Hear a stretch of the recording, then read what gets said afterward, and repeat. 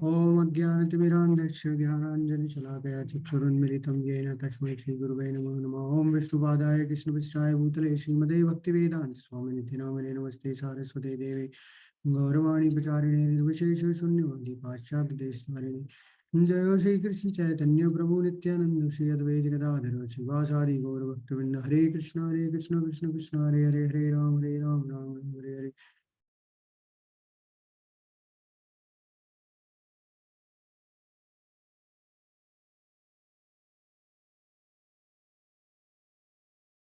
हरे कृष्ण। भगवद गीता अध्याय 7 में आपका स्वागत है। तो इस अध्याय का नाम है ज्ञान विज्ञान योग। तो जैसा कि हमने पहले भी इस चीज पे चर्चा की थी कि भगवद गीता को 3 भागों में विभाजित किया गया है। तो पहले के जो 6 अध्याय हैं वो कर्मयोग प्रधान थे, जो कि हमने कल समाप्त किए। और जो अब 6 अध्याय आने वाले हैं 7 से लेके जो 12 हैं वो भक्ति योग प्रधान है। तो इसमें हम लोग देखेंगे, इसमें भगवान स्वयं बताएंगे कि वास्तविकता में भक्ति क्या होती है, कैसे कौन कौन से अलग अलग स्तर होते हैं। तो इन 7 से लेके 12 अध्याय में हम लोग को देखने मिलेगा। तो जो ये भक्ति योग जो है, मतलब प्रधान जो 7 से लेके 12 तक जो अध्याय है बहुत ही ज्यादा महत्वपूर्ण है। और ये किसकी तरह है, जैसे आपने देखा होगा एक तरीके से क्रीम की तरह है। हम लोग अगर देखते हैं ना, बिस्किट अगर देख रहे हैं तो बिस्किट के बीच में जो होता है वो जैसे क्रीम का जो बिस्किट होता है, तो वो क्रीम के जैसे हैं 7 से लेके जो 12 अध्याय हैं। तो मेन उद्देश्य क्या है इन 7 से जो 12 अध्याय हम लोग देखने वाले हैं इनका, तो इनका जो मेन उद्देश्य है कि किस तरीके से हम हमारी भगवान के प्रति आसक्ति बढ़े। ठीक है, हम लोग कैसे भगवान की ओर आसक्त हो। तो ये जो 7 से 12 अध्याय है, इसका मेन उद्देश्य ये है कि हम कैसे हमारी आसक्ति भगवान के प्रति और बढ़ा सकते हैं। तो आइए इस अध्याय की हम लोग शुरुआत करते हैं। श्री भगवान वाच मया सक्त मनः पार्थ योगम युंजम मदाश्रय असंशयम समग्रम माम यथा ज्ञासी तत्क्षणु। श्री भगवान ने कहा, हे प्रतापुत्र, अब सुनो कि तुम किस तरह मेरी भावना से पूर्ण होकर और मन को मुझ में आसक्त करके योगाभ्यास करते हुए मुझे पूर्णतया संशय रहित जान सकते हो। तो अभी देखिए यहाँ पे भगवान क्या बोल रहे हैं कि मेरी भावना से पूर्ण होके और मन को मुझ में आसक्त करके योगाभ्यास करते हुए तुम मुझे पूर्णतया संशय रहित होके।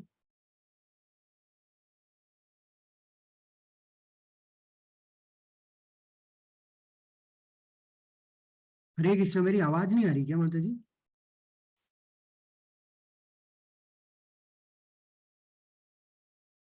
हरे कृष्ण। हरे कृष्ण। हरे कृष्ण।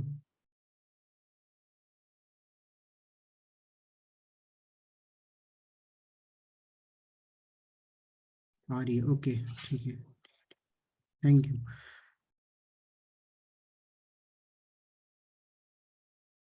तो इसमें भगवान बता रहे हैं कि मेरी भावना से पूर्ण होकर और मन को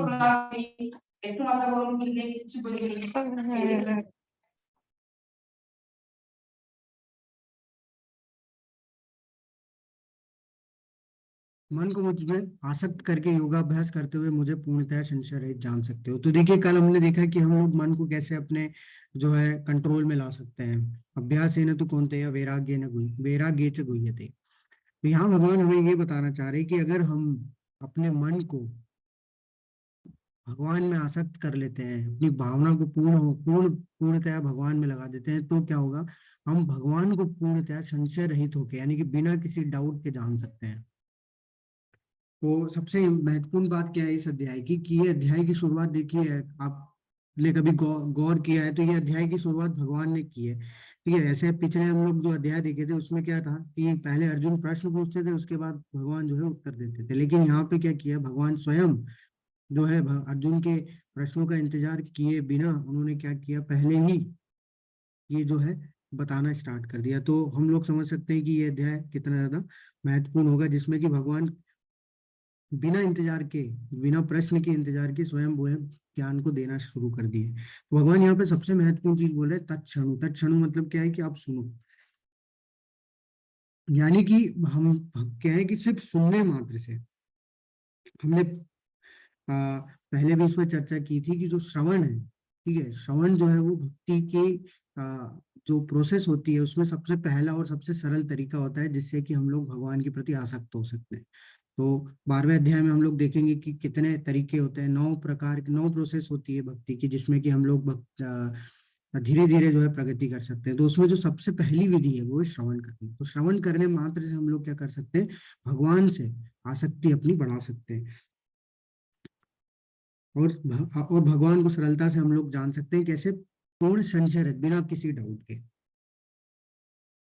तो यहाँ प्रभुपाद जी बताते हैं कि भगवत गीता के इस 7वें अध्याय में कृष्ण भावनामृत की प्रकृति का विशद वर्णन हुआ है। कृष्ण समस्त ऐश्वर्यों से पूर्ण है और वे इन्हें किस प्रकार प्रकट करते हैं इसका वर्णन इसमें हुआ है। इसके अतिरिक्त इस अध्याय में इसका भी वर्णन है कि 4 प्रकार की भाग्यशाली व्यक्ति कौन है जो कि भगवान से आसक्त होते हैं, और कौन से 4 भाग्यहीन व्यक्ति हैं जो कि भगवान की शरण नहीं ग्रहण करते। तो इसमें हम लोग ये देखेंगे कि वास्तव में कौन से 4 प्रकार के लोग होते हैं जो कि भगवान की शरण ग्रहण करते हैं, और कौन से 4 प्रकार के लोग होते हैं जो कि भगवान की शरण ग्रहण नहीं करते। अब भगवान बता रहे हैं कि अब मैं तुमसे पूर्ण रूप से व्यवहारिक तथा दिव्य ज्ञान कहूंगा, इसे जान लेने पर तुम्हें जानने के लिए और कुछ भी शेष नहीं रह जाएगा। तो देखिए यहाँ पे भगवान क्या बता रहे हैं कि पूर्ण रूप से व्यवहारिक तथा दिव्य ज्ञान कहूंगा। तो जो भगवान ही ये चीज बोल सकते हैं, क्यों? क्योंकि भगवान पूर्ण है। तो भगवान पूर्ण है तो भगवान से निकलने वाली जितनी भी वस्तु है वो सब क्या होगी, वो भी पूर्ण होती है। ठीक है, इसका मतलब ये नहीं है कि जो आप ज्ञान दे रहे हैं भगवान, वो भी क्या है, वो परिपूर्ण है। इसलिए भगवान बोल रहे हैं कि ये जो पूर्ण रूप से जो व्यवहारिक और दिव्य ज्ञान जो मैं तुमसे कहने वाला हूँ, उसको अगर जान लोगे तो उसके अलावा फिर कुछ भी शेष नहीं रह जाएगा। अब बात यह आती है कि भगवान पूर्ण है, ये कैसे पता चला? तो शास्त्रों में आता है, ओम पूर्णमदः पूर्णमिदं पूर्णात् पूर्णमुदच्यते पूर्णस्य पूर्णमादाय पूर्णमेवावशिष्यते। तो अगर पूर्ण में से पूर्ण भी निकाल दिया जाए तो भी वो क्या रहता है, पूर्ण ही रहता है। तो भगवान परिपूर्ण है, तो भगवान से निकलने वाला ज्ञान भी पूर्ण है। लेकिन हम लोग अपूर्ण क्यों हैं? हम लोग अपूर्ण क्यों हैं? क्योंकि हमारे अंदर 4 दोष पाए जाते थे। पहले भी हम लोग इस पर चर्चा किए थे कि हमारी इंद्रियां जो है अपूर्ण है, हम धोखा खाते हैं, हम लोग धोखा देते हैं, ठीक है, और हम लोग गलतियां करते हैं। तो इन 4 तरीकों के, इन 4 जो त्रुटियां हैं, 4 जो दोष पाए जाते हैं मनुष्यों में, उसके कारण से हम लोग अपूर्ण हैं, हम लोग पूर्ण नहीं है। तो जो भी भगवान से जो ज्ञान निकलता है, भगवान के द्वारा जो भी बताया जा रहा है, वो क्या होता है, हमेशा पूर्ण होता है, क्योंकि भगवान स्वयं पूर्ण है। तो इसलिए जो ज्ञान हम लोग को भगवान दे रहे हैं, ये भी क्या है, पूर्ण है। अब यहाँ आती है बात कि कई लोगों को आपने देखा होगा ना, शायद पिछले कुछ अध्यायों में आप लोगों में से किसी का एक प्रश्न भी था कि कई लोग हैं कि जो ये प्रश्न पूछते हैं कि आप लोगों में से किसी ने पूछा था कि भक्ति बहुत आनंदमयी है, मधुर है, ठीक है, इसके इतने सारे लाभ हैं, सरल है, फिर भी लोग क्यों नहीं कर रहे हैं? ठीक है, तो ऐसा क्यों होता है कि हर कोई व्यक्ति भक्ति नहीं कर रहा? ठीक है, हर कोई क्यों नहीं कर रहा, हर कोई क्यों नहीं समझ पा रहा है? कल ही शायद किसी प्रभु जी ने पूछा था, या कल से एक दिन पहले, कि उनके कुछ मित्र थे जिनको उन्होंने बताया तो उन्होंने ब्लॉक कर दिया। तो क्यों, ऐसा क्यों हो रहा है? तो उसका उत्तर भगवान यहाँ पे देते हैं, मनुष्याणाम सहस्रेषु कश्चिद् यत्ति सिद्धे यतताम अपि सिद्धानाम कश्चित् माम वेत्ति तत्त्वतः। कई हजारों मनुष्यों में से कोई एक सिद्धि के लिए प्रयत्नशील होता है, और इस तरह सिद्धि प्राप्त करने वालों में से विरला ही कोई मुझे वास्तव में जान पाता है। तो अभी भगवान क्या बता रहे हैं, कोई हजारों में से ही होता है कि वो इस पथ पे आगे बढ़ पाता है। और उनमें से भी पहली बात तो कुछ कुछ हजारों में से कुछ ही लोग होते हैं जो प्रयत्न करते हैं, और उन प्रयत्न करने वालों में से भी कुछ ही लोग होते हैं जो कि क्या है, अंत तक लगे रहते हैं। और उन अंत तक जो लगे रहते हैं उनमें से भी कोई एक ही होता है जो कि क्या करता है, वास्तव में भगवान को जान पाता है। तो जैसे मैं इसका उदाहरण अभी दे देता हूँ मैं आपको इस क्लास के माध्यम से, कि क्लास में देखिए जब स्टार्टिंग हुई थी तो कुछ 60 लोग, पैसे तो रजिस्टर, अगर आप ग्रुप में भी देखेंगे और रजिस्ट्रेशन भी देखेंगे तो बहुत सारे लोगों ने रजिस्टर किया था। उसमें से कुछ ही लोग जो है, कुछ 200 लोग जो है ग्रुप ज्वाइन किए, बाकी सब छोड़ दिए। और कुछ 200 में से भी आप देखिए कितने जो है, 60 लोग जो है पहले दिन आए थे कक्षा ज्वाइन करने के लिए, और उन 60 में से अब जो है 16 या 17 लोग बच गए हैं। तो अब यहीं से हम लोग अंदाजा लगा सकते हैं कि कुछ ही लोग होते हैं जो आप लोगों में, जो अब आप खुद समझ जाइए कि आप जो बच चुके हैं, जो रोज आ रहे हैं, जो रोज इस कक्षा को अटेंड कर रहे हैं, तो वो कितने जो है उन हजारों में से कोई सिद्ध पुरुष हैं जो कि क्या कर रहे हैं, इस भगवत गीता को समझने का प्रयास कर रहे हैं, और अंत तक इसके लक्ष्य तक पहुंचने के लिए जो है प्रयत्न कर रहे हैं। इसी इसका उदाहरण अगर मैं दूं, अगर या फोटो में देख रहे हैं तो इस फोटो में भी क्या होता है कि जो दिया है कि मैराथन आपने देखी होगी जो क्रॉस कंट्री होती है, ठीक है, तो उसमें क्या करते हैं व्यक्ति, उसमें यही तो होता है, पूरा शहर जो है अलग अलग जगह से लोग आते हैं, कुछ ही लोग रजिस्टर करते हैं, कुछ लोग आते हैं और कुछ ही लोग उस रेस में भागते हैं और कुछ में से भी कोई एक ही होता है जो उस रेस को जीतता है। तो वैसा ही है कि हजारों में से कोई एक ही बिरला होता है जो कि क्या करता है, अंत तक प्रयत्न करता है और जो है भगवान को जानने का प्रयास करता है और वास्तव में फिर भगवान को जान पाता है, यानी कि इस भक्ति मार्ग में प्रगति कर पाता है। लेकिन एक सवाल मन में आता है कि फिर ऐसा क्यों होता है, ठीक है, ये भी तो एक प्रश्न है ना कि ऐसा होता क्यों है। हर कोई व्यक्ति भक्ति में क्यों नहीं लग पाता, हर कोई व्यक्ति भक्ति क्यों नहीं कर पाता जब इतनी सरल है तो उसका उदाहरण उसका जो है भगवान ने उत्तर दिया है इन दो श्लोकों में आने वाले 7.4 और 7.5 में। भगवान बता रहे हैं अपनी शक्तियों के बारे में कि भूमिरापो नरो वायु खम मनो बुद्धिरेव च अहंकार तीयम में भिन्ना प्रकृति अष्टधा पृथ्वी जल अग्नि वायु आकाश मन बुद्धि तथा अहंकार, ये 8 प्रकार से विभक्त मेरी भिन्न प्रकृतियां हैं। तो भगवान कौन क्या बता रहे हैं कि ये 8 प्रकार की उनकी भिन्न प्रकृति है, जिसको क्या बोला जाता है, जिसको बोला जाता है अपराशक्ति। तो भगवान की 2 प्रकार की शक्ति होती है, एक तो होती है अपराशक्ति जो कि भगवान अभी बता रहे हैं, जिसमें आता है पृथ्वी जल अग्नि वायु आकाश। और ये पृथ्वी जल अग्नि वायु आकाश से क्या बनता है, जो बाहर का जो शरीर है हमारा स्थूल शरीर, जिसमें की चमड़ी होती है, जिसमें की आप देख रहे हैं नसें होती है, खून होता है, ये सब कहाँ से बनता है, पृथ्वी जल अग्नि वायु आकाश। इसके पीछे हमारा जो होता है वो कौन सा शरीर होता है, सूक्ष्म शरीर, जो कि किससे बनता है, मन बुद्धि तथा अहंकार। अब जो आत्मा है वो भी भगवान की शक्ति है, वो भगवान यहाँ बता रहे, हे महाभव अर्जुन, इनके अतिरिक्त मेरी एक अन्य पराशक्ति है जो उन जीवों से युक्त है, जो इस भौतिक अपरा प्रकृति के साधनों का विदोहन कर रहा है। यानी कि क्या कर रहा है, जीव जो है, जीव यानी कि आत्मा, आत्मा क्या है, भगवान की पराशक्ति है, और वो किसका विदोहन कर रही है, भौतिक अपरा संसाधनों का। अपरा संसाधन क्या है, अपरा संसाधन ये है पृथ्वी जल अग्नि वायु आकाश मन बुद्धि तथा अहंकार। तो जब जीवात्मा यानी कि आत्मा जब क्या है जड़ वस्तु के संपर्क में आती है तो क्या होता है, जो आत्मा है वो अपने आप को जड़ मान बैठती है, यानी कि वो अपने आप को क्या मान लेती है, शरीर मान लेती है, और जो भी भौतिक संसाधन है उनका क्या करने लगती है, भोग करने लगती है। इसका उदाहरण है, ये कैसे होता है, जैसे इसका उदाहरण लेता हूँ मैं कि एक अगर चील है, चील आपने देखा होगा जो बादलों से भी ऊपर उड़ती है। अब उसके अगर बच्चे को अगर आप चूजों के बीच में जो मुर्गी के बच्चे होते हैं उनके पास में अगर रख देंगे तो क्या होगा कि वो जो चील का बच्चा है वो भूल जाएगा कि वो क्या है, वो इनसे वो उड़ सकता है, वो उड़ना भूल जाता है। क्यों, क्योंकि वो चूजों को जैसा अपने आप चूजों को देख के क्या समझ लेता है कि वो भी चूजा है। वास्तव में वो तो क्या है, वो बादलों से भी ऊपर उड़ सकता है, उसमें इतनी क्षमता है।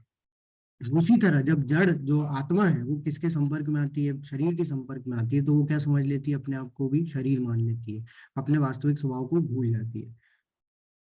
ये भूल जाती है कि वो भगवान का अंश है, भगवान की पराशक्ति है, और अपने आप को शरीर मान के क्या करने लगती है, इस भौतिक संसाधनों का जो है भोग करने लगती है। तो यही कारण है कि व्यक्ति क्या करता है, भगवान की शरण में नहीं आ पाता। यही कारण है कि वो हजारों व्यक्ति जो नहीं आ पा रहे भक्ति में, वो इसीलिए नहीं आ रहे क्योंकि वो अपने को शरीर मान के इन भौतिक संसाधनों का भोग करने में लगे रहते हैं। उनको लगता है कि यही वास्तविक का में कार्य है, भाई यही हमारा वास्तविक कर्तव्य है, और वो इसी तरीके से कार्य करते रहते हैं और वो कभी भी भक्ति मार्ग में आगे नहीं बढ़ पाते हैं। सारे प्राणियों का उद्गम इन दोनों शक्तियों में है। इस जगत में जो कुछ भी भौतिक तथा आध्यात्मिक है उनकी उत्पत्ति तथा प्रलय मुझे जानो। अब भगवान बता रहे हैं कि जो अभी 2 शक्तियां बताई, अपरा और परा, ठीक है, पृथ्वी जल अग्नि वायु आकाश मन बुद्धि अहंकार और आत्मा, जितने भी प्राणी हैं इस पूरे ब्रह्मांड में, ठीक है, वो सब किसकी शक्तियों से बने हुए हैं, भगवान की, यानी कि इन दोनों शक्तियों से ही बनते हैं। आप खुद भी देख सकते हैं, खुद भी गौर कर सकते हैं कि शरीर आत्मा मिलके ही जो है शरीर बने। वो इस संसार में सारे प्राणी हैं। इस जगत में जो कुछ भी है भौतिक तथा आध्यात्मिक जो कुछ भी है उसकी उत्पत्ति का और प्रलय किसका, किसे जानो, भगवान बोल रहे हैं मुझे जानो, यानी कि मेरी ही इच्छा से ये प्रकृति का जो है, प्रकृति प्रकट होती है, प्रकृति को मैं प्रकट करता हूँ और मेरी ही इच्छा के मेरी इच्छा से जो है मैं क्या करता हूँ, इसका विनाश भी करता हूँ। तो इसकी उत्पत्ति भी होती है मेरे ही कारण, और इसका विनाश भी क्या होता है, मेरे ही कारण होता है। हे धनंजय, मुझसे श्रेष्ठ कोई सत्य नहीं है। जिस प्रकार मोती धागे में गुंथे रहते हैं उसी प्रकार सब कुछ मुझ पर ही आश्रित है। तो भगवान क्या बता रहे हैं, मत्तः परतरम न, भगवान यहाँ पे ये चीज बता दी कि मेरे से सर्वश्रेष्ठ, मेरे से परम सत्य और कोई नहीं है इस संसार में। तो मत्तः परतरम न, किस, और जितने भी लोग हैं वो सब किस पे आश्रित है, भगवान के ऊपर आश्रित है। कैसे भगवान बता रहे हैं, जैसे आपने देखा होगा एक मोतियों की जो माला होती है, वो जो मोती होते हैं वो किस पे टिके रहते हैं, वो उस धागे पे टिके रहते हैं। ठीक है, जो धागा रहता है उसके बीच में, वो जो दिखाई नहीं देता, अगर वो धागा अगर हम लोग काट देंगे तो सारे मोती बिखर जाएंगे। वैसे ही हम लोग जो है वो किस पे टिके हुए हैं, हम लोग किस पे आश्रित है, भगवान पे आश्रित। और अगर हमारा भगवान से संबंध जब टूट जाता है तो हम लोग क्या है, पूरा समय क्या करते रहेंगे, इस संसार में दुख झेलते रहेंगे। तो वास्तव में भगवान यहाँ पे बता रहे हैं कि उनसे श्रेष्ठ सत्य, उनसे श्रेष्ठ कोई नहीं है इस संसार में। और जिस प्रकार से सारे प्राणी जितने भी हम लोग देख रहे हैं इस संसार में, वो सब उन्हीं की शक्तियां हैं। तो इसका मतलब क्या है कि वो किन पे आश्रित है, वो सब जो है वो उन्हीं पे आश्रित है। और वो भगवान की पुष्टि कर रहे हैं कि सारे लोग मुझी पे आश्रित है, मेरे बिना कोई भी रह नहीं सकता। अब बात आती है कि जब सब कुछ जो है, सब कुछ में तो भगवान है, सब जगह भगवान स्थित है, तो हम लोग उनकी अनुभूति कैसे करें। ठीक है, तो उनकी अनुभूति कैसे करें, उसके उत्तर में भगवान बता रहे, रसोहम अप्सु कौन्तेय प्रभास्मि शशि सूर्य प्रणव सर्ववेदेषु शब्द खे पौरुषम नशु। हे कुंती पुत्र, मैं जल का स्वाद हूँ, सूर्य तथा चंद्रमा का प्रकाश हूँ, वैदिक मंत्रों में ओंकार हूँ, आकाश में ध्वनि हूँ तथा मनुष्यों में सामर्थ्य हूँ। तो देखिए यहाँ भगवान बताना चाह रहे हैं कि हर एक चीज का जो विशेष गुण होता है, वो भगवान क्या बोल रहे हैं, वो मेरे कारण है। ठीक है, वो सबका जो है कारण क्या हूँ, मैं हूँ। तो हम लोग क्या है, हर एक चीज का जो विशेष गुण है उससे भगवान की अनुभूति कर सकते हैं। जैसे यहाँ भगवान बता रहे हैं कि जल का मैं स्वाद हूँ। तो जल का स्वाद मतलब क्या होता है कि वास्तव में तो अगर किसी से अगर आप पूछेंगे कि जल का तो स्वाद होता ही नहीं है, वैसे तो सब लोग यही बोलेंगे अगर आप किसी से पूछने जाएंगे तो। लेकिन अगर अगर आप गर्मियों के मौसम में जिसको बहुत ज्यादा तीव्र जो है प्यास लगी है, अगर आप उससे पूछेंगे तो शायद वो आपको बता दे, क्योंकि उसको संतुष्टि मिल रही है, उससे उससे तृप्ति मिल रही है। तो वो जो तृप्ति मिल रही है पानी पीने से, तो हम लोग समझ सकते हैं कि वो जो पानी है उसका स्वाद क्या है, भगवान स्वयं है जो कि हमें तृप्त कर रहे हैं। अब जैसे सूर्य और चंद्रमा का जो है विशेष गुण क्या है, प्रकाश। तो प्रकाश, जब हम लोग रोशनी देखते हैं सूर्य की चंद्रमा की, तो हम लोग उनसे भगवान की अनुभूति कर सकते हैं कि ये भगवान से ही है, क्योंकि भगवान ने भगवत गीता में स्वयं बोला है कि इनका जो विशेष गुण है, यानी कि इनका जो प्रकाश है वो किससे है, वो मुझसे है। उसके बाद वैदिक मंत्र, हम लोग जितने भी मंत्र पाठ करते हैं उसमें ओमकार का जो है उच्चारण करते हैं पहले। तो ओमकार से हम लोग भगवान की अनुभूति कर सकते हैं। आकाश में जो ध्वनि है, हम लोग एक दूसरे से जो बात कर रहे हैं, उससे हम लोग क्या है, भगवान की अनुभूति कर सकते हैं। और सबसे महत्वपूर्ण चीज, मनुष्यों में सामर्थ्य होता है, जो कैपेबिलिटी होती है, जो के स्ट्रेंथ जो होती है, सब चीजें कहाँ से आती है, ये सब भगवान से आ रही है। तो हम लोग जितना भी घमंड करते हैं वो सब क्या है, अहंकार के कारण करते हैं। क्यों? क्योंकि हम लोग भूल जाते हैं, जब हम लोग शरीर के संपर्क में आते हैं, कि ये भूल जाते हैं कि हम क्या है, हम आत्मा है, ये भूल जाते हैं। और हम लोग क्या मान बैठते हैं, अपने आप को शरीर मान बैठते हैं, और उसके कारण से हम लोग क्या है, ये समझते हैं कि सब कुछ मेरे द्वारा हो रहा है। लेकिन वास्तव में भगवान यहाँ पे पुष्टि कर रहे हैं कि मनुष्यों में जो सामर्थ्य भी होता है वो कहाँ से आता है, वो भी मेरे कारण से आता है, वो सब मैं हूँ। तो यहाँ भगवान बता रहे हैं कि पानी में स्वाद है, सूरज और चांद में रोशनी है, वैदिक मंत्रों में ओमकार, ओम से हम लोग ध्वनि, ओम जो ओमकार है उससे हम लोग अनुभूति कर सकते हैं। ईथर यानी आकाश में ध्वनि है, आदमी में सामर्थ्य है यानी योग्यता है, पृथ्वी में सुगंध है। तो ये कैसे, अगर आपने देखा होगा कि बारिश के मौसम में जो है जमीन से जो है सुगंध आती है, ठीक है, मिट्टी की जो खुशबू आती है, तो उससे हम लोग अनुभूति कर सकते हैं भगवान की। आग का जो विशेष गुण है तप है, तो उसकी तपिश जो है भगवान है, उससे हम लोग अनुभूति कर सकते हैं। जितने भी जीव है उसमें जिंदगी है ना, जितने भी तपस्वी हैं उनकी तपस्या है, जितने भी अस्तित्व हैं सभी अस्तित्वों में मूल बीज भगवान स्वयं है। ठीक है, बुद्धिमान बुद्धिमान की बुद्धि भगवान है, शक्तिशाली की शक्ति यानी कि उसका जो बल है वो भगवान है, कौशल और सारी शक्तियों में, और धार्मिक सिद्धांत के विपरीत नहीं से।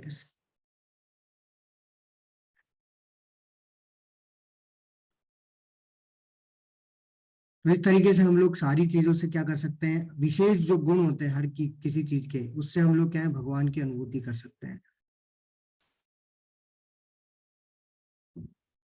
तुम जान लो कि मेरी शक्ति द्वारा सारे गुण प्रकट होते हैं, चाहे वे सतोगुण हो, रजोगुण हो या तमोगुण हो। इस प्रकार से मैं सब कुछ हूँ किंतु स्वतंत्र हूँ। मैं प्रकृति के गुणों के अधीन नहीं हूँ, अपितु वे मेरे अधीन है। तो देखिए यहाँ पे फिर से भगवान वही चीज दोहरा रहे हैं कि जो भी उत्पत्ति होती है वो सब किसके कारण से हो रही है, वो भगवान के कारण से। और भगवान की इच्छा से ही ये प्रकृति प्रकट होती है, उसका विनाश होता है।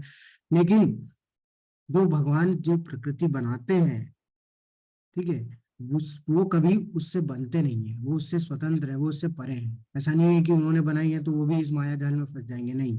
वास्तव में जो रजोगुण, तमोगुण, सतोगुण जो बनाए हैं भगवान ने, वो सब क्या है, वो इस भौतिक प्रकृति तक ही सीमित रहते हैं। ठीक है, और जो भी व्यक्ति इस भौतिक प्रकृति के संपर्क में आता है वो इन तीनों गुणों से यानी कि इन माया के चक्र में फंस जाता है। लेकिन भगवान बोल रहे हैं कि ये सब कुछ मेरे अधीन है। और भगवान बताएंगे आगे आने वाले अध्याय में कि मया दक्षिण प्रकृति, प्रकृति मेरी अध्यक्षता में काम करती है। यानी कि प्रकृति भी किसके अधीन है, भगवान के अधीन है। तो प्रकृति के गुण भी किसके अधीन होंगे, भगवान के अधीन होंगे। लेकिन फिर भी भगवान सबके आए, इन सबसे परे हैं, वो कभी भी इनसे बनते नहीं है। तीनों गुणों के द्वारा मोहग्रस्त ये सारा संसार मुझ गुणातीत तथा अविनाशी को नहीं जान पाता। और हम लोग क्या करते हैं, हमारी हमारी एक यही प्रॉब्लम है कि हम लोग क्या है, माया में फंस जाते हैं। और माया में फंसने के बाद हम लोग क्या है, भगवान को भी साधारण व्यक्ति समझते हैं और भगवान को भी अपने जैसा मान के क्या करते हैं, उनकी प्रकृति को, दिव्य प्रकृति को नहीं जान पाता। इसीलिए भगवान चौथे अध्याय में हमें बताएं कि कोई सिर्फ ये भी जान लेना कि जन्म और मृत्यु जो है, और मेरे जन्म और कर्म जो है वो क्या है, दिव्य है। वो जानने मात्र से ही संसार से मुक्त हो जाएगा और वो कभी भी इस संसार में फिर लौट के नहीं आएगा। तो इसलिए ये चीज भगवान यहाँ पे बता रहे, क्यों, क्योंकि वो भी कितना कठिन है, वो ये जानना भी बहुत कठिन है हम लोग के लिए। क्यों, क्योंकि हम लोग फंसे ही इतने खतरनाक तरीके से हैं इस माया में। क्योंकि हम लोग क्या समझते हैं, अहंकार विमूढ़ आते हैं, हम लोग अहंकारी हैं, मूर्ख हैं, जो कि ये समझ लेते हैं कि सारे कार्य हम लोग कर रहे हैं और हम जैसे हैं वैसे भगवान भी हम जैसे जन्म लेते हैं, भगवान ने भी वैसे ही जन्म लिया है। तो इसका मतलब ये है कि हम लोग जो कार्य कर रहे हैं भगवान भी तो वही कार्य कर रहे हैं, तो उसमें क्या नई बात है। तो उसका मतलब हम लोगों को क्या लगता है कि हम माया में फंसे हो तो भगवान भी माया में फंसे हो, लेकिन वास्तव में ऐसा नहीं है। वास्तव में क्या है, भगवान मायाधीश है। वो क्या है, माया के स्वामी है। और उनके बिना हम लोग जो है इस माया से, चंगुल से नहीं निकल सकते। जैसे आ, अगर कोई व्यक्ति जैसे, अब इसीलिए उनको क्या बोला जा रहा है, गुणातीत बोला जा रहा है। यानी कि वो गुणों से क्या है, परे हैं, वो तीनों गुणों से परे है। और वही चीज जो उन्होंने यहाँ पे पुष्टि की है, वही चीज को यहाँ भगवान दोहरा रहे हैं कि हम लोग इसलिए नहीं जान पाते क्योंकि हम लोग क्या है, हम लोग गुणाधीश हैं, हम लोग गुणों के गुणाधीश, हम लोग गुणों में फंसे हुए हैं। गुणाधीन है, हम लोग गुणों के अधीन है, गुणों में फंसे हुए हैं। और गुणों के अधीन होने के कारण हम लोग को नहीं पता चलता है कि भगवान जो है वो क्या है, गुणाधीश है, गुणातीत है, इन गुणों से परे है। भगवान की दिव्य प्रकृति को हम लोग नहीं जान पाते। सबसे महत्वपूर्ण श्लोक है ये तो। देवी एषा गुणमयी मम मम माया दुरत्य मामेव ये प्रपद्यन्ते मायामेतां तरन्ति ते। तो भगवान बता रहे हैं प्रकृति की तीन गुणों वाली इस मेरी दैवी शक्ति, यानी कि जो माया शक्ति है, जो जिसकी हम लोग बार बार चर्चा कर रहे हैं, उसको पार कर पाना कठिन है। किंतु जो मेरे शरणागत हो जाते हैं वे सरलता से इसे पार कर जाते हैं। भगवान क्या बोल रहे हैं कि जो मेरे शरणागत होगा वही पार कर पाएगा। अब देखिए क्यों, ऐसा क्यों है, तो जो माया है वह ना भगवान की शक्ति है और भगवान क्या है, उनके स्वामी है। तो जितने शक्तिशाली भगवान है उतनी ही शक्तिशाली उनकी शक्ति भी है। तो अगर हम लोग चाहें कि हम लोग अपने दम पे जो है माया को हरा सकते हैं या फिर उनके चंगुल से निकल सकते हैं, तो बहुत ज्यादा मुश्किल है हमारे लिए। हम लोग इतना आसानी से नहीं निकल पाएंगे। ये तो ऐसा हो जाएगा कि जैसे अगर कोई दो अंधे हैं और दोनों अंधे एक दूसरे की मदद कर रहे हैं, क्या करने के लिए, रोड क्रॉस कराने के लिए, क्या संभव है दोनों एक दूसरे की रोड क्रॉस करा पाएंगे? असंभव है। रोड क्रॉस उनको वही करा सकता है जिसको कि दिखाई देता है। तो हम लोग इस संसार में सारे अंधे हैं, यानी सारे माया के चंगुल में फंसे हुए हैं। तो हम लोग एक दूसरे की सहायता करने के योग्य नहीं है, क्योंकि हम खुद फंसे हुए हैं। तो हम लोग दूसरों को कैसे निकाल पाएंगे? कौन निकाल पाएगा? जो इसमें नहीं फंसा हुआ है, जो क्या है, इनका स्वामी है। वो कौन है? भगवान। तो भगवान क्या है, भगवान माया के स्वामी है, मायाधीश है। और वो क्या कर सकते हैं, वही हमें इस संसार से निकाल सकते हैं। जैसे अगर मैं बोलूं कि अगर सारे 10 लोग हैं, एक कमरे में बंद कर दो 10 लोगों को और 10 के हाथ और पैर दोनों बांध दो, तो क्या वो 10 लोग अपने को उस कमरे से बाहर निकाल पाएंगे? नहीं निकाल पाएंगे। जब तक कोई ऐसा व्यक्ति नहीं आएगा जो कि जिसके हाथ पैर नहीं बंधे, और वो उनके हाथ पैर खोलेगा तभी वो जो है सारे निकल पाएंगे। तो वैसे ही हम जितने भी लोग हैं इस संसार में, सब क्या है, माया में बंधे हुए हैं। और जब तक हमें भगवान खुद स्वयं नहीं आएंगे इस संसार से निकालने, तब तक हम लोग नहीं निकल पाएंगे। और वो कब आएंगे, जब हम लोग अपने आप को भगवान की शरण भगवान को शरणागत कर देंगे। भगवान बोल रहे हैं कि बिना मेरे मुझे शरणागत किए तुम इसे पार नहीं कर पाओगे। और जैसे ही शरणागत कर दोगे, वो भगवान क्या है, स्वयं, जैसे आप इधर देख रहे हैं भवसागर में आए, भवसागर में हम लोग जो डूबे हुए हैं, माया में डूबे हुए हैं, इस भवबंधन में फंसे हुए हैं, इस भगवान स्वयं आएंगे और हमें इस अपने धाम लेके जाएंगे। तो वो कब संभव होगा, जब हम अपने आप को भगवान को शरणागत कर देंगे। तो जब तक हम लोग भगवान की जो शक्ति है उसको परास्त नहीं करेंगे, तब तक हम लोग नहीं आगे बढ़ पाएंगे। तब तक हम लोग इस जन्म मृत्यु के चक्र में पिसते रहेंगे। और उनको उसको परास्त करने के लिए हमें भगवान की शरण में जाना पड़ेगा। क्यों? क्योंकि भगवान उसके उस माया शक्ति के नियंत्रक है। और जब जैसे ही अगर हम लोग उनके शरण में चले जाएंगे, तो वो हमें क्या आसानी से वहां से निकलने में क्या होगा, तकलीफ नहीं होगी। हम लोग सरलता से उस माया शक्ति को जो है पार कर पाएंगे। और फिर हम लोग कभी भी डिस्ट्रैक्ट नहीं होंगे। फिर हम लोग क्या है, पूरी तरीके से इस भक्ति मार्ग में आगे बढ़ने के योग्य बन जाएंगे, और इस संसार से, इस भवसागर से मुक्त हो जाएंगे। अब भगवान बता रहे कौन से चार व्यक्ति हैं जो कि भगवान की शरण ग्रहण नहीं करते। नमाम दुष्कृतिनो मूढ़ा प्रपद्यन्ते नराधमा मायया प्रतिज्ञानासुरं भावमाश्रितः। जो निपट मूर्ख हैं, जो मनुष्यों में अधम है, जिनका ज्ञान माया द्वारा हर लिया गया है, तथा जो असुरों की नास्तिक प्रकृति का को धारण करने वाले हैं, ऐसे दुष्ट मेरी शरण ग्रहण नहीं करते। चार प्रकार के लोग होते हैं जो कि भगवान की शरण ग्रहण नहीं करते। पहले क्या बताया है? पहले जो निपट मूर्ख है। तो अगर आप प्रभुपाद जी की तात्पर्य पढ़ेंगे, तो प्रभुपाद जी ने इन चारों जो प्रकार के जो व्यक्ति हैं जो कि भगवान की शरण ग्रहण नहीं करते, उनको डिटेल में बताया। तो पहले जो है, जो निपट मूर्ख है। निपट मूर्ख मतलब क्या है, कि वो व्यक्ति जो अपने आप को क्या बताते रहते हैं, वो अपने आप को ये बताते रहते हैं कि वो बहुत बिजी है। ठीक है। तो गधे जैसे जो व्यक्ति काम करते रहते हैं, मूर्ख जैसे जो व्यक्ति काम करते रहते हैं, सुबह से लेकर शाम से रात भर, जो भी सिर्फ क्या करने के लिए, भोग करने के लिए, यानी कि उस पैसा कमाने के लिए, तो अपने आप को बिजी बताते हैं। और वो क्या है, कभी भी भगवान के पास जाने से जो है क्या करते रहते हैं, नहीं जाने के कारण देते रहते हैं। नहीं, अभी मैं बहुत बिजी हूँ, अभी मेरे पास समय नहीं है। तो इस तरीके से जो व्यक्ति होते हैं, वो क्या है, वो निपट मूर्ख होते हैं। जैसे गधा होता है, गधा क्या करता है, गधा दिन भर काम करता है, किसके लिए? वो जरा सा जो उसको खाना दिया जाएगा रात में, तो उसके मालिक के द्वारा, उसके लिए वो दिन भर जो है गधा जो है इधर से उधर, उधर से उधर काम करता रहता है। जो और अंत में उसको वो छोटा सा, जो भी थोड़ा सा जो भोग मिलता है वो कर लेता है, और फिर से वही। तो ऐसे व्यक्ति जो होते हैं निपट मूर्ख, जो मनुष्यों में अधम है। अब ये देखिए, ये मूर्खों से तो थोड़े अच्छे हैं। कैसे? कि ये इतने, ये क्या है, आराम से बैठने वाले लोग हैं, ये ज्यादा काम नहीं करते। ठीक है। लेकिन फिर भी ये जो है भगवान की शरण ग्रहण नहीं करते हैं, क्योंकि इनको ये इतना काम तो नहीं करते, लेकिन फिर भी ये अपने आप को क्या समझते हैं कि ये बिजी है।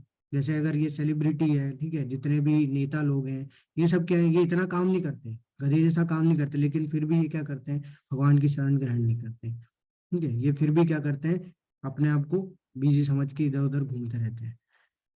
इनसे ऊपर होता है जिनका ज्ञान माया द्वारा हर लिया गया। अब जिनका द्वारा, अब ज्ञान माया द्वारा हर लिया गया मतलब क्या, कि जैसे जो साइंटिस्ट हैं, वैज्ञानिक है बड़े बड़े, ठीक है, कुछ वैज्ञानिक, कुछ कवि हो गए, ठीक है, कुछ दार्शनिक हो गए जो कि दर्शन दर्शन के बारे में बताते हैं। तो ये जो लोग होते हैं क्या है, ये जानते हैं, लेकिन वास्तव में क्या है, ये सिर्फ अपने ज्ञान तक ही सीमित रहते हैं, क्योंकि इनका ज्ञान क्या है, माया के द्वारा हर लिया गया है।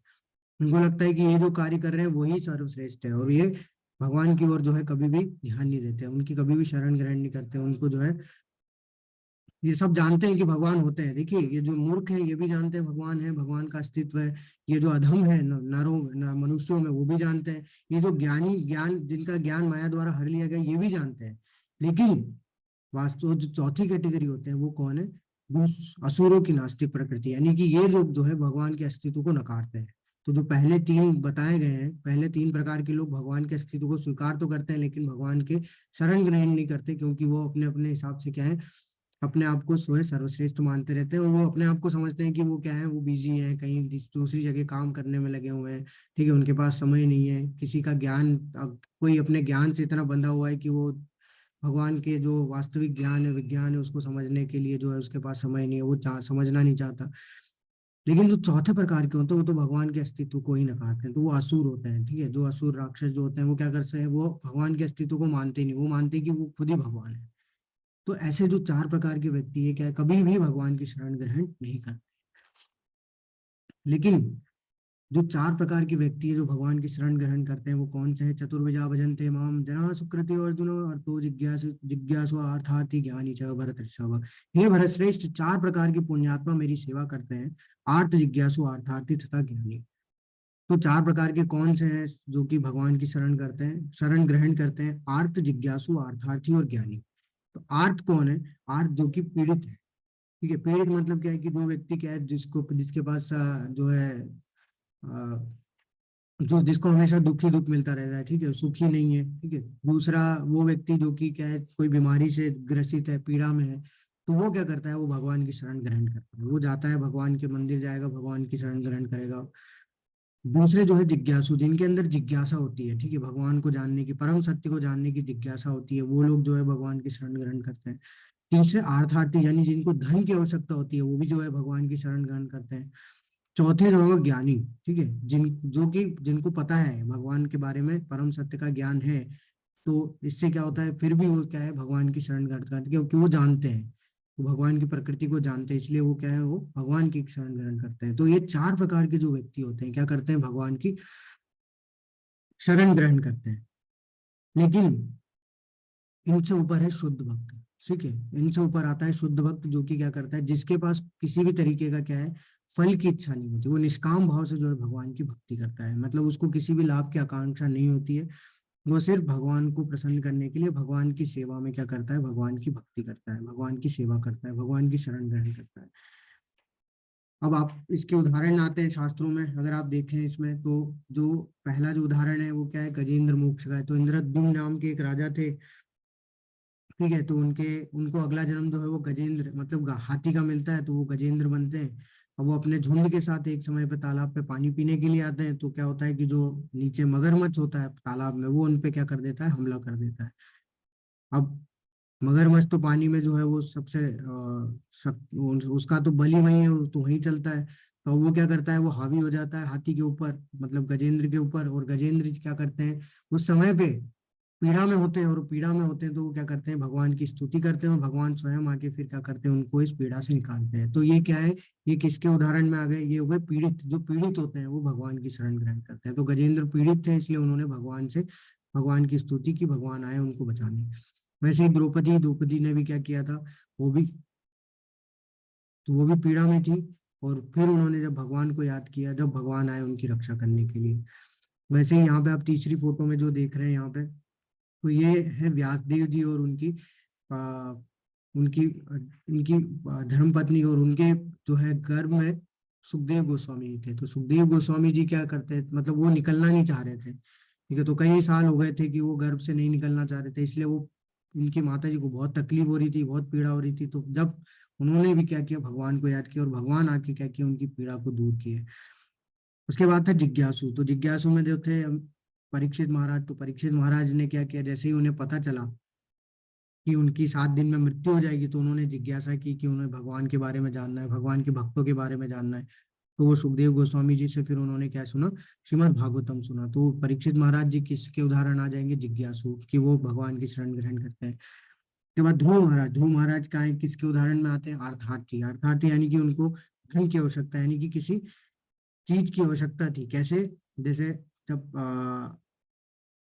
ध्रुव महाराज अपने घर से निकले थे, ठीक है, अपनी माता जी से उन्होंने बोला था कि मुझे भगवान नारायण को ढूंढना है, मुझे उनके पास जाना है। तो नारायण को ढूंढने के लिए निकले थे, किसके लिए, उनको चाहिए था एक अलग राज्य, जिसके लिए, जिसमें कि वो अपनी माँ को सुखी से रख सके, सुख से रख सके, प्रसन्न करके रख सके। लेकिन तो जिस समय अब मतलब वो जिस समय निकले थे अपने राजमहल से, तो वो किस भाव में थे, वो अर्थार्थी थे, मतलब कि उनको आवश्यकता थी एक राज्य की, इसलिए वो भगवान को ढूंढने निकले। लेकिन जब वो तपस्या किए, ठीक है, शुद्ध हुए, तब उनको भगवान ने दर्शन दिए। और जब भगवान ने दर्शन दिए, तो ध्रुव महाराज का क्या हुआ, ध्रुव महाराज ने भगवान के दर्शन करने के बाद क्या बोला कि मैं तो आपसे कुछ कांच के टुकड़े मांगने के लिए आया था, लेकिन अब तो मुझे साक्षात क्या मिल गया है, हीरा मिल गया है, यानी कि आप मिल गए हैं, मुझे किसी भी चीज की आवश्यकता नहीं है। तो हम देख सकते हैं कि भगवान जो ध्रुव महाराज क्या हुए, वो तपस्या करके शुद्ध हो गए, ठीक है। और भी कारण थे जो हम देखेंगे आगे, लेकिन वास्तव में ध्रुव महाराज जब निकले थे अपने महल से, तो वो किस किस भाव से निकले थे? उनको चाहिए था क्या? राज्य चाहिए था। तो वो किस में आ गए? अर्थार्थी में। वैसे ही जो सुग्रीव थे वो भी किस में आ गए? अर्थार्थी में। इसलिए उन्होंने भगवान श्री राम की शरण ली। वो जो ज्ञानी है वो क्या है? सारे, अगर आप श्रीमद् भागवतम पढ़ेंगे तो उसमें नैमिषारण्य में जितने भी ऋषि मुनि होते हैं वो इकट्ठे हुए थे भगवान की बारे में चर्चा करने के लिए और भगवान के बारे में जानने के लिए। तो वो सब ज्ञानी में आते हैं। लेकिन अब इनमें से भी सर्वश्रेष्ठ भगवान को कौन लगता है? भगवान यह बता रहे, तेषां ज्ञानी नित्य युक्त एक भक्ति विशिष्यते प्रियो ही ज्ञानिनो अत्यर्थम स च मम अहम स च मम प्रियः। इनमें से जो परम ज्ञानी है और शुद्ध भक्ति में लगा रहता है वो सर्वश्रेष्ठ है, क्योंकि मैं उसे अत्यंत प्रिय हूँ और वो मुझे अत्यंत प्रिय है। तो अभी देखिए यहाँ पे ऐसा है, ऐसा नहीं है कि जो दूसरे प्रकार के लोग हैं, जो आर्तो हैं, अर्थार्थी हैं, जो जिज्ञासु हैं, वो भगवान को पसंद नहीं है, भगवान को प्रिय नहीं है, मतलब भगवान को प्रिय नहीं है, ऐसा नहीं, वो भी प्रिय है। लेकिन ज्ञानी सबसे ज्यादा प्रिय है उनको, क्योंकि वो क्या है? वो शुद्ध भक्ति में लगा रहता है। वो भगवान को अपने आप को क्या किया रहता है? सरेंडर किया हुआ रहता है। पूर्णतया भगवान की शरणागति ले ले चुका होता है। ऐसा इसलिए क्योंकि जो अर्थार्थी है, जैसे जिसको जिसको क्या, जो जो कष्ट में है, ठीक है। अब मान लो अगर वो भगवान के पास जाता है प्रार्थना करने, अब वो कष्ट में है, अब उसकी उसके कष्ट दूर नहीं होंगे, तो वो क्या हो जाएगा? वो भगवान पे जो है उसका विश्वास उठ जाएगा, और वो क्या करने लगेगा? वो भगवान पे अपना विश्वास उठ जाएगा, तो वो मंदिर जाना, भगवान की शरण ग्रहण करना, ये सब छोड़ देगा, क्योंकि उसके कष्ट दूर नहीं हुए, क्योंकि वो जा ही रहा था कष्टों को दूर करने के लिए। दूसरी चीज, दूसरा जो व्यक्ति है, वो जिसको धन की आवश्यकता है, अब अगर वो जाएगा भगवान के पास, मान लो, और उसको धन नहीं मिला, तो क्या होगा? वो भगवान से उसका वो उठ जाएगा, अरे यार, भगवान भगवान कुछ पैसा तो देते नहीं है, इतनी इतनी हम लोग सेवा कर रहे हैं, कुछ नहीं मिल रहा है। तो वो भी क्या है? भगवान से जो है वो क्या है? घृणा करने लगेगा, और जो है भगवान को मानना बंद कर देगा। वैसे ही जो जिज्ञासु है, अगर उसको सही प्रामाणिक स्रोत से ज्ञान प्राप्त नहीं होता है, अगर वो कोई प्रामाणिक गुरु के पास नहीं जाता है, प्रामाणिक पुस्तकों का अध्ययन नहीं कर पाता है, तो उसकी जिज्ञासा समाप्त हो जाती है, और वो भी फिर क्या है? वो भगवान से अपना जो है उसका जो मन उठ जाता है, और वो नास्तिकता में बदल जाता है। तो लेकिन ज्ञानी जो होते हैं, ज्ञानी व्यक्ति क्या होता है? जो शुद्ध भक्त होता है, वो क्या है? वो भगवान के अस्तित्व को जानता है, भगवान को जान सब कुछ समझता है, भगवान की सेवा किस भाव में करता है? वो निष्काम भाव से सेवा करता है। शुद्ध भक्त हमेशा वो इस भाव से करता है कि अगर उसके पास, अगर उसके साथ अगर कुछ बुरा हो रहा है, अगर उसको कुछ नहीं भी मिल रहा है, तो वो ये उसका भाव होता है कि शायद उसके कुछ ऐसे कर्म हैं जिससे कि उसको ये फल प्राप्त नहीं हो रहा है, या फिर जो उसके पास नहीं है, शायद भगवान ने उसको नहीं दिया, जो कि उसके लिए क्या होगा? भक्ति के लिए अनुकूल नहीं होगा, इसलिए भगवान ने उस चीज को सबको रोक लिया। और अगर उसको सब कुछ दे रहे हैं, उसको सब कुछ मिल भी रहा है, तो जो उसकी खुशी, जो जो सुख में वो जी रहा है, तो वो उसमें भी क्या प्रार्थना करता है कि शायद ये भगवान की कृपा है कि मुझे इतने जो है सुख दे रहे हैं, इतनी जो है समृद्धि दे रहे हैं, जिससे कि मैं और जो है तीव्रता से भक्ति कर पाऊँ और आसानी से जो है भगवत धाम जाने के योग्य बन सकूं। तो इसलिए भगवान को क्या होता है? ज्ञानी जो होते हैं वो सबसे ज्यादा प्रिय होते हैं, बहुत अत्यंत प्रिय होते हैं, क्योंकि उन ज्ञानियों को भगवान जो है बहुत ज्यादा अत्यंत प्रिय है। वो अपने आप को जो है किसको सरेंडर कर चुके हैं? भगवान पर पूरी तरीके से आश्रित हो चुके हैं। अब जो हम लोग पहले भी चर्चा किए थे कि जो आ, ज्ञानी होते हैं, वास्तव में देखिए, वो भगवान को अत्यंत प्रिय तो होते हैं, लेकिन वो ज्ञान मार्ग में आगे बढ़ते हैं, उनको कितना समय लग जाता है वो भगवान बता रहे। बहुनाम जन्म नामंते ज्ञान माम प्रपद्यते वासुदेव सर्वमिति स महात्मा स दुर्लभ। अनेक जन्म जन्मांतर के बाद जिसे सचमुच ज्ञान होता है, वो मुझको समस्त कारणों का कारण जानकर मेरी शरण में आता है, ऐसा महात्मा अत्यंत दुर्लभ होता है। तो क्या होता है कि जो ज्ञानी होते हैं वो क्या करते हैं? वो उनको कहीं जन्म लग जाते हैं, क्योंकि वो अपने मनोधर्म से सीखने का प्रयास करते हैं, तो उनको कहीं जन्म जन्मांतर लग जाते हैं ये जानने में कि वासुदेव सर्वमिति, वासुदेव ही सब कुछ है। और जब वो ये जान लेते हैं, तब जो है वो भगवान की भक्ति में लग जाते हैं। लेकिन भगवान ये नहीं बोल रहे हैं कि वो खराब है, भगवान बोल रहे हैं कि वो महात्मा अत्यंत दुर्लभ है, लेकिन उनको क्या है? बहुत समय लग जाए। मतलब वो क्या समझते हैं? वो धीरे धीरे एक एक स्टेज पे आगे जाते हैं, ये मैं ये हाथ नहीं हूँ, मैं ये पैर नहीं हूँ, मैं ये शरीर नहीं, मैं ये मन नहीं हूँ। फिर धीरे धीरे धीरे धीरे आगे बढ़ते कि मैं ये शरीर नहीं हूँ, तब जाके उन्हें पता चल लगता है कि अच्छा हाँ, मैं ये आत्मा हूँ। तो इस चीज को जानने में, मैं ये आत्मा हूँ ये जानने में उनको कहीं जन्म लगे।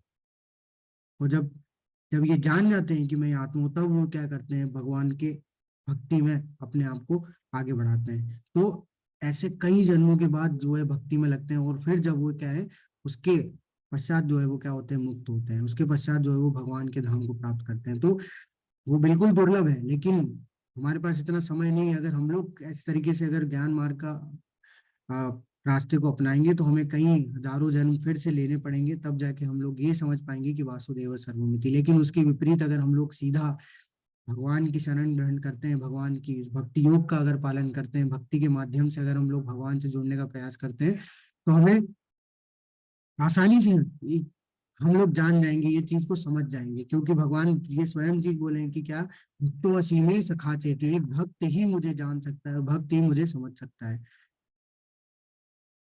तो अगर हमें भगवान को अच्छे से जानना है, इस दिव्य ज्ञान को समझना है और भगवान के धाम जाने के योग्य बनना है, तो उसके लिए एक ही योग्यता हमें चाहिए, वो क्या है, भक्ति। हमें भक्ति में ही अपने आप को आगे बढ़ाना होगा। अब भगवान यहाँ पे देवी देवताओं के बारे में बता रहे हैं कि देवी देवताओं की जो पूजा हम लोग करते हैं, वो किस तरीके की पूजा हम लोग करते हैं। जिनकी बुद्धि भौतिक इच्छाओं द्वारा मारी गई है, वे देवताओं की शरण में जाते हैं और वे अपने अपने स्वभाव के अनुसार पूजा विशेष विधि विधानों का पालन करते हैं।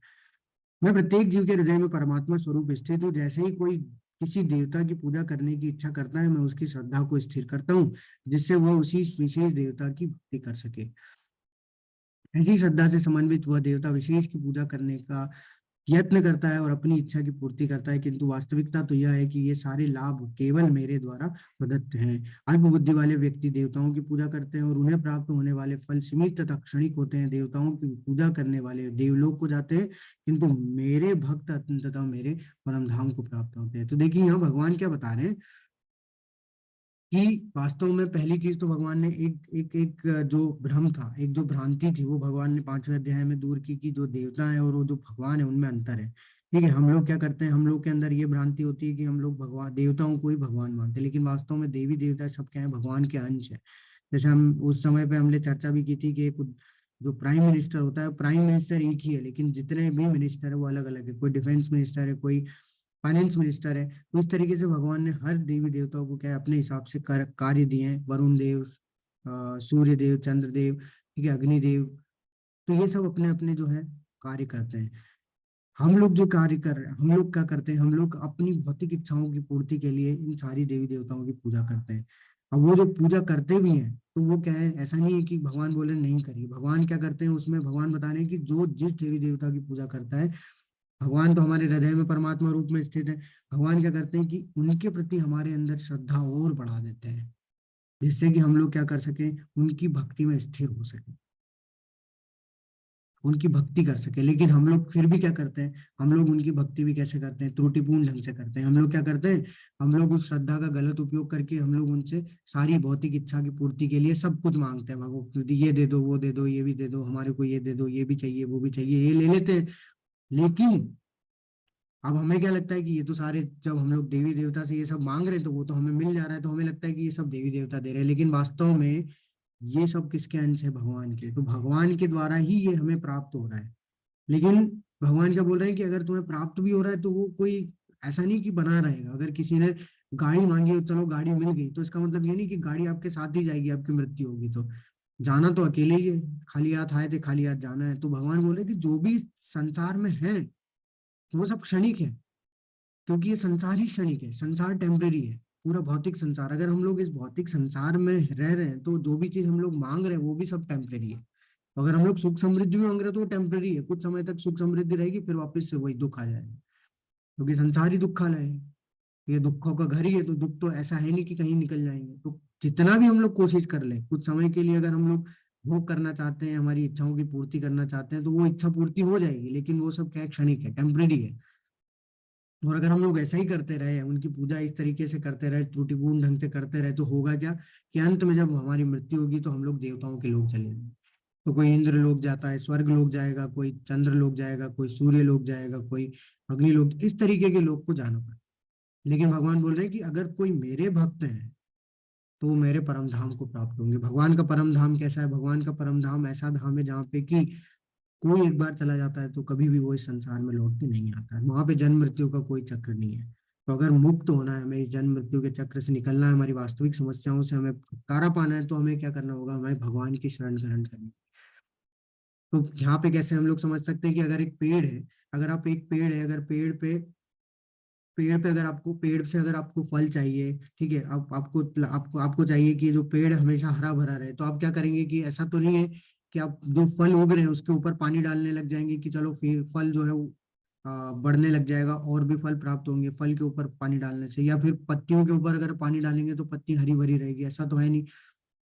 वास्तव में क्या है कि अगर हम लोग उसकी जड़ में पानी डालेंगे पेड़ की, तो जो पेड़ है पूरे पेड़ को पोषण मिल जाएगा, यानी कि आपको फल भी मिल जाएंगे और आपका जो पेड़ भी हरा भरा रहेगा। वैसा ही है, अगर हम लोग सीधा अगर भगवान की शरण में चले जाएंगे, तो जितने भी देवी देवता हैं, क्या भगवान के अंश है, वो स्वतः ही क्या हो जाएंगे, प्रसन्न हो जाएंगे। हमें अलग अलग देवी देवताओं को प्रसन्न करने का जरूरत नहीं है। तो अगर हम लोग सही ढंग से अगर कार्य करेंगे, तो हम लोग इस हमारी जो भौतिक समस्याएं हैं, जो सबसे बड़ी समस्या है, जन्म मृत्यु जरा व्याधि, उससे हम लोग क्या पा सकते हैं, छुटकारा पा सकते हैं। या तो अगर हमें छुटकारा नहीं भी मिलता है, तो हम लोग क्या कर सकते हैं, इस भौतिक संसार में रहते हुए शांति प्राप्त कर सकते हैं। मान लो अगर इस जन्म में किसी को छुटकारा नहीं प्राप्त हुआ, लेकिन फिर भी वो क्या करेगा, शांति से इस संसार में अपना जीवन व्यतीत करेगा। ठीक है, फिर भगवान उसको अगला जन्म वैसा देंगे जिससे कि वो फिर से जो बची हुई भक्ति है वो कंप्लीट करके भगवान के धाम जाने के योग्य बन सके। तो ऐसा कहीं नहीं बोल रहे भगवान कि हमें देवी देवताओं की पूजा नहीं करनी चाहिए। हमें भगवान बता रहे हैं कि अगर आप कर भी रहे हैं कोई प्रॉब्लम नहीं है, आप क्या करो, जो भी कार्य कर रहे हो उसमें बस मुझे ऐड कर लो, मुझे जोड़ लो। अगर हम लोग उनको जोड़ लेते हैं, तो हमारी क्या है, पूजा जो अपूर्ण थी वो पूर्ण हो जाएगी। और फिर अब हम भी क्या है, सही ढंग से कार्य करके जो है सही ढंग से भक्ति मार्ग पर प्रगति कर सकते हैं। बुद्धिहीन मनुष्य मुझको ठीक से न जानने के कारण सोचते हैं कि मैं पहले निराकार था और अब मैं इस स्वरूप को धारण किया है। मैं वे अपने अल्पज्ञ के अल्प ज्ञान के कारण मेरी अविनाशी तथा सर्वोच्च प्रकृति को नहीं जान पाते। अब क्या होता है कि जो व्यक्ति है, उनको क्या लगता है कि भगवान से, अभी द्वापर युग में जन्म हुआ है भगवान का, तभी उनको शरीर प्राप्त हुआ, पहले तो भगवान भगवान कुछ थे नहीं, पहले उनका शरीर नहीं था, पहले वो निराकार थे। तो ये क्या है, ये बुद्धिहीन लोग हैं, ये मूर्ख लोग हैं। अगर हम लोग इस चीज को यहाँ से देखें, इस चीज को अगर समझे कि अगर हमारा शरीर है, ठीक है, तो हमारा शरीर कहाँ से आ रहा है, हमारे माता पिता से आ रहा है। ठीक है, यानी माता पिता को शरीर प्राप्त हो, उनको कहाँ से हो, उनके माता पिता से हो। ठीक है, उनके माता पिता को शरीर कहाँ से प्राप्त हो, उनके माता पिता से। यानी कि अगर हम लोग देखेंगे जो पहला व्यक्ति था उसका भी शरीर होगा, तभी तो इतने शरीर चलते आ रहे हैं। और जिसने बनाया, उसने भी तो ये सोच के बनाया होगा कि हाँ शरीर है, तो उनका जब शरीर होगा, उनका जब रूप होगा, तभी तो हम लोग को ये रूप दिया है। तो भगवान निराकार नहीं थे, भगवान हमेशा से अपने दिव्य रूप में ही अपने धाम में लीलाएं करते हैं। और हम लोग देख चुके हैं कि भगवान कब प्रकट होते हैं, क्यों प्रकट होते हैं। बताया था भगवान ने कि वो जो अपने धर्म की स्थापना के लिए आते हैं, वो अपने भक्तों का उद्धार करने के लिए आते हैं। ठीक है, और कब आते हैं, जब धर्म का पतन हो जाता है तब आते हैं। तो लेकिन जो मूर्ख लोग हैं, वो क्या है, इतने ज्यादा जो है इस माया के चंगुल में फंसे हुए हैं कि वो भगवान के अस्तित्व को क्या करते हैं, नकारते हैं। उनको लगता है कि अभी 5,000 साल पहले ही भगवान ने अपना जो है शरीर धारण किया, इससे पहले तो निराकार थे भगवान। तो वास्तव में भगवान हमेशा से क्या है, भगवान ने इसलिए बोला है कि जन्म और कर्म मेरे क्या है, दिव्य है। इस प्रकृति को अगर कोई जान लेगा, तो वो इस संसार से स्वतः ही मुक्त हो जाएगा। तो ऐसे लोगों के लिए भगवान क्या करते हैं, मैं मूर्खों तथा अल्पज्ञों के लिए कभी भी प्रकट नहीं हूँ। उनके लिए तो मैं अपनी अंतरंगा शक्ति द्वारा आच्छादित रहता हूँ, अतः वे ये नहीं जान पाते कि मैं अजन्मा तथा अविनाशी हूँ। तो भगवान क्या करते हैं, ऐसे लोगों को दिखते भी नहीं है। देखिए भगवान, जैसे हम लोग सूरज की रोशनी में ही देख सकते हैं ना, वैसे ही भगवान को हम लोग क्या कर सकते हैं, भगवान की इच्छा से ही हम लोग देख सकते हैं। ऐसा नहीं है कि हम लोग बोले कि भगवान आते ही नहीं है, इतना सारा जो है कष्ट झेलना पड़ रहा है, कभी इतना बुला रहे हैं हम लोग फिर भी नहीं आ रहे, ऐसा नहीं है। भगवान हमारे नौकर तो नहीं है कि हम लोग बोल दिए तो आ जाए। ठीक है, हम लोग पहले तो कुछ कर नहीं रहे हैं, ऊपर से और ऑर्डर दे रहे हैं, तो वो गलत है, वो मूर्खता में आ जाएगा। तो वास्तव में भगवान अपने आप को खुद प्रकट करते हैं हमारे सामने। लेकिन हमारा जो भक्त, एक भक्त होता है, शुद्ध भक्त, उसका भाव क्या होता है, उसका भाव ये नहीं होता है कि उसको भगवान को देखना है, उसका भाव ये होता है कि मैं ऐसी सेवा करूं जिससे कि भगवान मेरे को देख ले, इन हजारों में से, इन करोड़ों में से, जितने जो भक्त लोग काम कर रहे हैं। तो वो भक्त का भाव होता है, तो वो भाव हमें जागृत करना है कि मैं ऐसी सेवा करूं जिससे कि भगवान मेरे को देख ले। तो जो मूर्ख होते हैं, जो जिनका जो कम बुद्धि होती है, वो वास्तव में क्या समझते हैं कि भगवान तो निराकार है, तो भगवान निराकार है, यानी कि भगवान से ब्रह्म ज्योति है, तो भगवान का जो तेज इतना है, तो इन मूर्ख लोगों को भगवान क्या करते हैं, दिखते ही नहीं है, क्योंकि वो अपने उस तेज में अपने आप को ढक लेते हैं। तो ये व्यक्ति क्या करते हैं, सिर्फ उस तेज को देख के समझ जाते हैं अच्छा इनका कोई आकार नहीं है, तो इनके सामने भगवान अपने आप को प्रकट नहीं करते। तो ये क्या है, कभी भी ये नहीं जान पाते कि भगवान अजन्मे और अविनाशी है, क्योंकि ये यही इनको यही पता है कि भगवान तो निराकार है, तो ये कभी दिव्य प्रकृति को जान ही नहीं पाते। और अगर ये नहीं जान पाते तो क्या होता है, फिर ये कभी मुक्ति नहीं हो पाते, ये जन्म मृत्यु के चक्कर में घूमते रह जाते हैं। है से भगवान होने के नाते मैं जो कुछ भूतकाल में घटित हो चुका है, जो वर्तमान में घटित हो रहा है और जो आगे होने वाला है, सब कुछ जानता हूँ। मैं समस्त जीवों को भी जानता हूँ, किंतु मुझे कोई नहीं जानता। और भगवान यहाँ पे स्पष्ट रूप से बता रहे हैं कि मैं सब जानता हूँ। इसलिए जो हम प्लानिंग करते हैं वो सब क्या होती है, वो सब जो है वर्तमान के माध्यम से हम लोग करते हैं, लेकिन वर्तमान के ऊपर आधार पे, वर्तमान के आधार पे करते हैं, लेकिन जो भगवान की जो हमारे लिए प्लानिंग है वो किसके आधार पे, भविष्य के आधार पे, क्योंकि वो हमारा भविष्य जानते हैं, हमारे साथ क्या होने वाला है क्या नहीं होने वाला है सब जानते हैं। जो हो चुका है वो भी जानते हैं, जो हो रहा है वो भी जानते हैं। लेकिन अंत में जो सबसे महत्वपूर्ण बात बोली कि मैं समस्त जीवों को जानता हूँ, लेकिन कोई भी मुझे नहीं जानता। और उसके लिए क्या चाहिए, अगर हमें भगवान को जानना है तो भगवान बताते हैं भक्तो असीमे सखा चेती, भक्त ही मुझे जान सकता है और कोई नहीं जान सकता। भक्त्या माम अभिजानाति, एक भक्त ही है जो कि मुझे जान पाएगा और समझ पाएगा, मेरे द्वारा जो ज्ञान दिया उसको समझ पाएगा। और इसके अलावा और कोई योग्यता नहीं है कि हम जो है भगवान को जान पाए। और भगवान इसकी पुष्टि स्वयं भगवत गीता में 4 अध्याय में तो कर चुके हैं, 18वें अध्याय में फिर करेंगे, भक्तो असी में सखा चेती, सिर्फ भक्त ही मुझे जान पाए और कोई नहीं है। और कोई ऐसी योग्यता नहीं है जिससे कि जिसके माध्यम से कि कोई व्यक्ति जान सकता है। सिर्फ भक्ति ही है जो कि भगवान को जान सकती है, भगवान को समझ सकती है। येषां तत्त्वगतं पापं ज्ञानानां पुण्यकर्मणां ते द्वंद्व मोह निर्मुक्ता भजन्ते माम दृढ़ व्रता। जिन मनुष्यों ने पूर्व जन्मों में तथा इस जन्म में पूर्णतया पुण्य कर्म किए हैं और जिनके पाप कर्मों का पूर्णतया अच्छेदन हो चुका है, वे मोह के द्वंद्वों से मुक्त हो जाते हैं और वे संकल्प पूर्वक मेरी सेवा में तत्पर होते हैं। तो अब जो व्यक्ति क्या करता है, जब इस तरीके से अब भगवान के लिए देखिए, अगर वो भगवान के लिए कार्य करना स्टार्ट करता है कोई व्यक्ति, ठीक है, अगर वो उसने स्टार्ट किया कर्म योग से, तो वो धीरे धीरे भगवान के लिए कर्म करना चालू किया। कल जैसे हमने देखा था कि वो भगवान के लिए फूल, भगवान को फूल अर्पित कर रहा है, भगवान के लिए भोग बना रहा है, ठीक है, भगवान के मंदिर में जाके सफाई कर रहा है, तो वो कार्य करने लगा। इस जब वो भगवान के लिए कार्य करेगा तो क्या होगा, उसके जो पुण्य कर्म है, उसके जो पाप कर्म है, उससे जो मिलने वाले जितने भी फल है वो सब समाप्त हो जाएंगे। ठीक है, क्योंकि वो किसके लिए कर्म करने लग गया, भगवान के लिए। और भगवान के लिए कर्म करने से क्या होता है, कोई भी कर्मों के बंधनों से नहीं बनता। और जब वो इस तरीके से कार्य करते रहेगा करते रहेगा करते रहेगा, तो क्या होगा, वो जितने भी द्वंद्व है उससे मुक्त हो जाएगा। क्यों, क्योंकि ये जो प्रोसेस है ये क्या कर देती है, शुद्ध कर देती है। जैसे हमारे आत्मा का शुद्धिकरण हो जाएगा, हमें किसी भी चीज की आसक्ति नहीं रहेगी। और हम लोग क्या कर सकते हैं, इस तरीके से भगवान की भक्ति में संकल्प पूर्वक जो है सेवा में तत्पर हो सकते हैं। सदैव हम लोग इस तरीके से सेवा करने के लिए योग्य हो सकते हैं। जो मुझ परमेश्वर को मेरी पूर्ण चेतना में रहकर मुझे जगत का, देवताओं का तथा समस्त यज्ञ विधियों का नियामक जानते हैं, वे अपनी मृत्यु के समय भी मुझ भगवान को जान और समझ सकते हैं। तो भगवान ये चीज 5वें अध्याय में बता चुके हैं, भोक्तानाम यज्ञ तपसाम सर्वलोक महेश्वरम सूर्यदम सर्वभूतानाम। भगवान ने बताया कि सारे संसार, इस पूरे ब्रह्मांड में परम भोक्ता मैं हूँ, अगर कोई ये जान ले, सारे लोकों का, सारे देवताओं का महेश्वर मैं हूँ ये जान ले कोई, और सूर्यदम सर्वभूतानाम, सारे जीवों का, सारे प्राणियों का हितैषी, परम हितैषी मैं हूँ, अगर कोई ये जान ले, तो क्या होगा कि हम लोग इस भौतिक संसार में भी शांति लाभ कर सकते हैं। और यहाँ क्या भगवान बोल रहे हैं कि अगर ये जान ले तो वो मृत्यु के समय भी मुझ भगवान को जान पाए, यानी कि मृत्यु के समय भी हम लोग अगर भगवान को अगर समझ लेते हैं, भगवान को जान लेते हैं, तो भी वो क्या हो जाएंगे, इस संसार से मुक्त हो जाएंगे। तो जो कल का जो अध्याय आने वाला है हमारा, वो पूरा मृत्यु के ऊपर है, बहुत ही महत्वपूर्ण अध्याय है। ठीक है, तो मृत्यु के ऊपर है, वो मृत्यु के बारे में बताएगा कि हमें कैसी मृत्यु की तैयारी कैसे करनी चाहिए। तो इसलिए भगवान ने यहाँ पे थोड़ी झांकी दी है कि मृत्यु के समय भी कुछ जो है, भगवान को अगर जान लेते हैं, मुझ भगवान को, तो वो क्या है, मुझे समझ सकते हैं, मेरे तक पहुंचने के योग्य बन सकते हैं। तो अब कल बताएंगे कि कैसे हम लोग भगवान को मृत्यु के समय जान सकते हैं, कैसे उन सब उस अपने अंत काल में हम लोग भगवान का स्मरण कर सकते हैं। तो ये 7वां अध्याय विशेष रूप से बताता है कि कोई किस प्रकार से पूर्णतः कृष्ण भावना वहित हो सकता है। कृष्ण भावना का शुभारंभ ऐसे व्यक्तियों के सानिध्य से होता है जो कृष्ण भावना वहित होते हैं।